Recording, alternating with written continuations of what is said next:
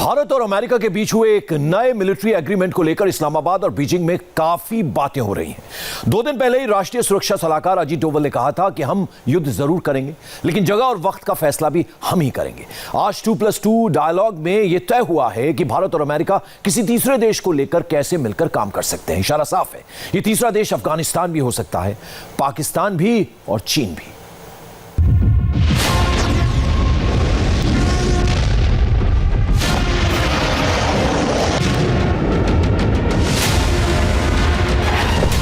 भारत की मिसाइलें अब और एक्यूरेट हो जाएंगी। टारगेट पर मिसाइल अब और सटीक हमला करेगी।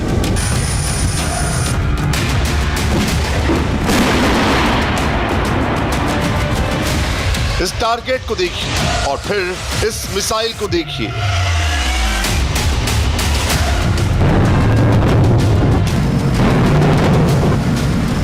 अगर भारत ने चाइना के होतान एयरबेस को टारगेट पर लिया या फिर पाकिस्तान के सरगोदा एयरबेस पर हमले की तैयारी की गई, तो मिसाइल उसी हैंगर, उसी बंकर या कहें उसी जगह पर गिरेगी जहां उन्हें प्रोग्राम किया जाएगा।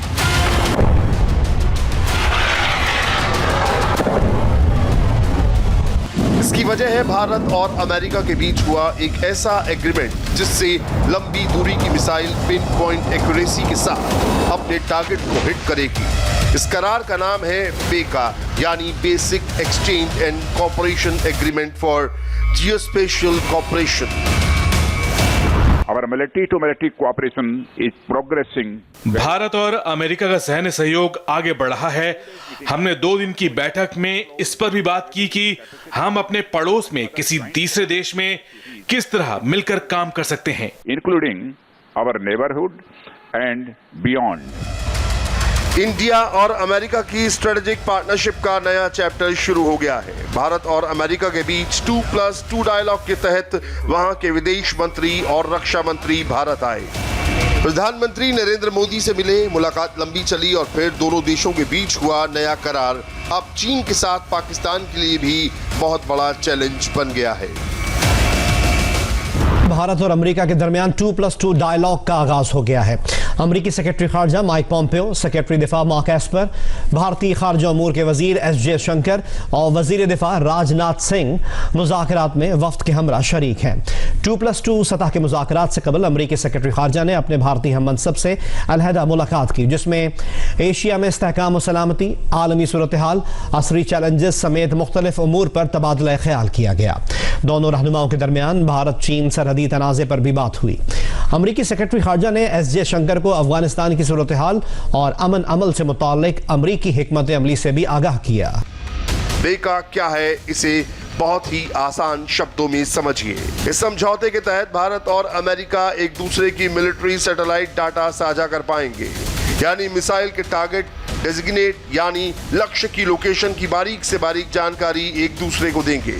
इससे भारत की बैलिस्टिक मिसाइल, क्रूज मिसाइल और गाइडेड बम भी एकदम सटीक निशाने पर गिरेंगे। 15 years after the conclusion of the first Bharat और अमेरिका का 15 साल पुराना डिफेंस फ्रेमवर्क, इसे देखते हुए दोनों देशों के रक्षा संबंध द्विपक्षीय रिश्तों की मजबूत बुनियाद रखते हैं।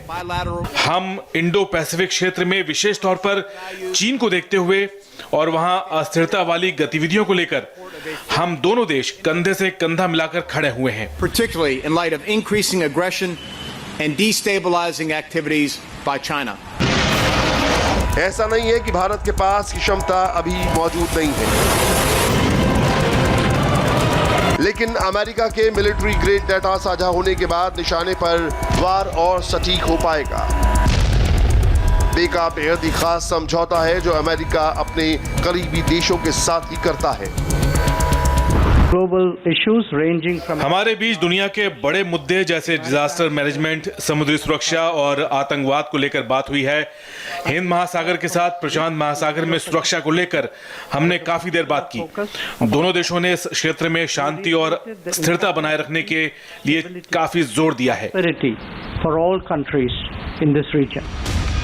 इससे पहले भारत अमेरिका के साथ 3 और बड़े मिलिट्री समझौते कर चुका है। 2002 में भारत और अमेरिका के बीच जिसोविया समझौता हुआ, जिससे सरकारी डिफेंस कंपनियां एक दूसरे से खुफिया जानकारी साझा कर सकती हैं। 2016 में भारत और अमेरिका के बीच लिमुआ समझौता हुआ, जिससे दोनों की सेनाएं एक दूसरे की फैसिलिटी इस्तेमाल कर सकती हैं। 2018 में कॉमकासा समझौता हुआ, जिससे भारत अमेरिका से खरीदे गए हाईटेक हथियारों को पूरी क्षमता से इस्तेमाल कर सकता है। और अब 2020 में बेका समझौता, जो हथियारों को और सटीक बना देगा। पिछले सालों में हमने साइबर क्षेत्र में सहयोग बढ़ाया है। हमारी नौसेनाएं अब हिंद महासागर में साथ में युद्धाभ्यास कर रही हैं और अब हम मालाबार युद्धाभ्यास में भी साथ होंगे। चाहे कॉमकासा हो या बेका, इन समझौतों से बेहद संवेदनशील और क्लासिफाइड जानकारी साझा करने के रास्ते खुल जाते हैं। एक तरह से ये करार भारत और अमेरिका की स्ट्रेटेजिक पार्टनरशिप की गहराई बताता है। चीन के लिए ये वार्निंग सिग्नल है। इससे पहले भारत, अमेरिका और जापान के बीच होने वाले मालाबार नौसेना युद्धाभ्यास में ऑस्ट्रेलिया की एंट्री चीन को चिंता में डाल चुकी है। इसे भारत, अमेरिका, जापान और ऑस्ट्रेलिया के क्वेट के तौर पर देखा जा रहा है। ऑस्ट्रेलिया को मालाबार नेवल एक्सरसाइज में न्योता मिलने के बाद क्वेट एक मिलिट्री ब्लॉक बनने की तरफ बढ़ रहा है। ऐसा पहली बार होगा कि भारत, जापान, अमेरिका और ऑस्ट्रेलिया की नौसेनाएं एक साथ युद्धाभ्यास करेंगी। ये शुरुआत जरूर है, लेकिन इस मिलिट्री गठबंधन को चीन के लिए बड़ा खतरा माना जा रहा है। जिनपिंग भी इस बात से बहुत अच्छी तरह से वाकिफ है। उनके आसपास 4 देशों की एक मिलिट्री इक्वेशन बन चुकी है, जिसका लॉन्ग टर्म टारगेट चीन का विस्तारवाद है। कोई भी देश या कोई भी सेना, चाहे जितनी भी ताकतवर क्यों ना हो, अगर वो मौजूदा अंतर्राष्ट्रीय धारा के खिलाफ खड़ी हुई तो वो अपना बहुत नुकसान करेगी। इस वक्त चीन के सामने कई फ्रंट खुले हुए हैं और अमेरिका से तनाव बढ़ने के बाद जिनपिंग के ऑप्शन खत्म हो रहे हैं। लद्दाख में एलएसी पर भारत और चीन दोनों की 50-50 हजार की फौज आमने सामने है और अगले कई महीनों तक ये फ्रंट ऐसे ही एक्टिव रहेगा। अमेरिका ने ताइवान को हजारों करोड़ के नए हथियार बेचने की बात कही है। हांगकांग और शिजियांग को लेकर चीन पहले ही अमेरिका के टारगेट पर है। दक्षिण चीन सागर में अमेरिका से चीन की टेंशन पहले से ज्यादा बढ़ चुकी है। कोरोना को लेकर विलन बन चुके चीन के सामने एक बड़ा मिलिट्री अलायंस खड़ा होता नजर आ रहा है। हमारे बीच चीन के वुहान से आए महामारी को लेकर गहराई से चर्चा हुई है। हमारा नेतृत्व और हमारी जनता ये दोनों जानते हैं कि चीन की कम्युनिस्ट पार्टी लोकतंत्र के साथ ही नहीं है, ना ही वो कानून को मानती है, ना पारदर्शिता को, और वो समुद्री कानूनों को मानती ही नहीं, जो इंडो पैसिफिक क्षेत्र में शांति के लिए जरूरी है। चीन के खिलाफ इस दोस्ती को बहुत अहम माना जा रहा है। अमेरिका पहले ही चीन पर लगातार दबाव बना रहा है।